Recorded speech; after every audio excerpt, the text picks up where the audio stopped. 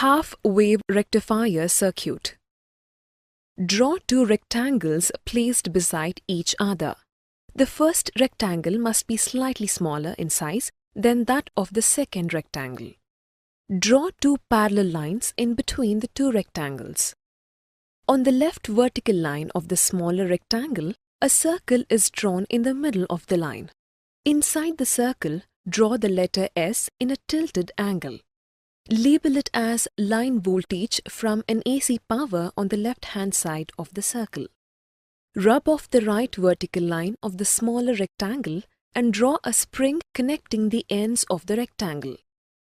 Label the top end of the spring as P1 and the bottom end of the spring as P2. P1 and P2 represent the primary windings. Label the smaller rectangle as primary. On the left vertical line of the larger rectangle, rub off the middle region and draw a spring with length slightly lesser than that of the primary winding. Label the top end of this line as S1 and the bottom end as S2.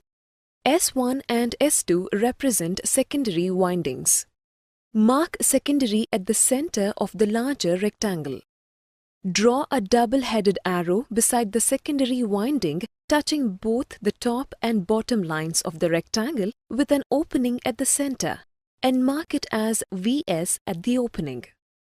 At the center of the top horizontal line, draw a triangle tilted towards its right and draw a small line at its tip.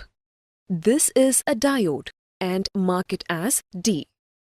Below the triangle on its left side, label as P and near the small vertical line, label as N.